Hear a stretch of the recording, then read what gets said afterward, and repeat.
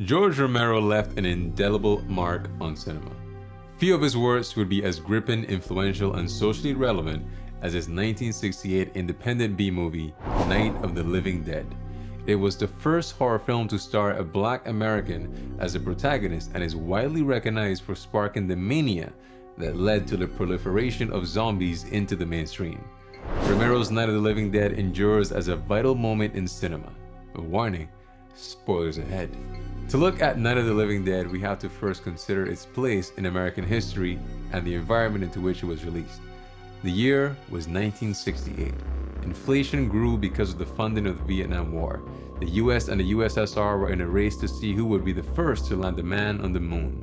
And race riots continued to increase across cities in America as the National Guard was called in response to the protest for civil rights.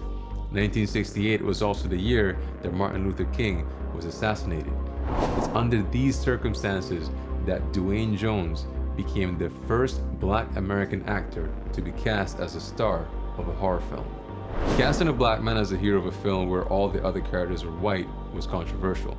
Romero would later say that casting was not about race, but rather that he chose the best man for the job.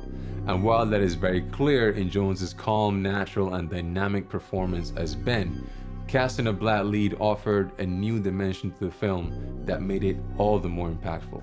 In Night of the Living Dead, a disparate group of individuals shelter in an old farmhouse, trying to escape a growing horde of man-eating undead. The group consists of a young white woman named Barbara, Harry and Helen Cooper, a white middle-class married couple and their daughter Karen, Tom and Judy, a white young hippie couple, and our protagonist, the only black character in the film, Ben. Ben tries to keep the situation under control, but as the undead surround the farmhouse and find their way inside, everything descends into chaos. He's the most competent member of the group, and following his lead offers the clearest path to survival. He represents Black Americans who, despite their labor and contribution, are denied the due credit and status in society. Harry Cooper, played by Karl acts as though his age and race predicate his leadership. Harry is incapable of trusting the judgment of a black man, thus presenting a desire to preserve history and legacy. Tom and Judy attempt to build bridges of communication between Harry and Ben, and ultimately agree that Ben is a more sensible leader. Now they represent the hope of the future, the change of the 60s that would see them move towards revolution in a gesture of allyship. While Harry's wife, Helen, doesn't agree with her husband, she remains largely passive, concerned solely with the fate of her infected daughter Karen, rather than the fate of strangers. Helen's position speaks to the complacency and lack of allyship seen from those who would fight for their own rights but ignore the cries of others.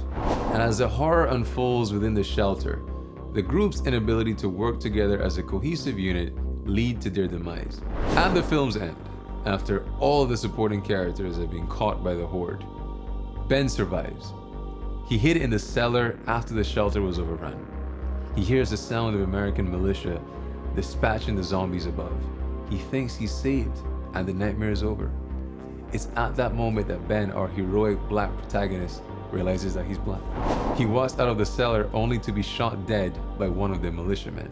It's unexpected, but it accentuates the political commentaries within the film. Romero's zombies were influenced not by Haitian zombies, but by the vampires in the novel I Am Legend by Richard Matheson.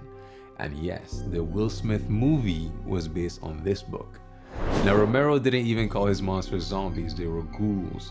In the years that followed the film's shocking ending, Night of the Living Dead's story only resonated more and was increasingly imitated. This would not have been possible had it not been for a simple error on the part of Romero's company. See, they forgot to put the copyright symbol by the title of the film, so this meant that both Night of the Living Dead and Romero's newly formed ideas for zombies fell into public domain. Now, Romero wasn't the first to have zombies or zombie-like creatures in their film. They were seen in film as early as 1932's The White Zombie, which is considered to be the first zombie film, and its sequel, The Revolt of the Zombies, in 1936. But because the copyright symbol was missing from the film's title, Night of the Living Dead was screened publicly in schools and small theaters all across the country, as costly a mistake as it was, it allowed Night of the Living Dead to reach cult status and play no small part in the proliferation of the zombie genre. According to Dr. Emily Zarka in Why George Romero Changed Zombies Forever, in Night of the Living Dead, Romero codified existing zombie myth and lore, creating the zombie as we know it today. His zombies are reanimated corpses that crave human flesh, and literally anyone can become one. They're almost always slow moving, and in some cases can even use tools. They can be destroyed by a shot to the head or a heavy blow to the skull. Unlike the Haitian zombie, Romero's creations are autonomous and even sometimes self-aware. So while we enjoy Zombieland and The Walking Dead, let's remember the very small error that gave us the zombie film genre and allowed Night of the Living Dead to become one of the most imitated, most influential films in the horror genre.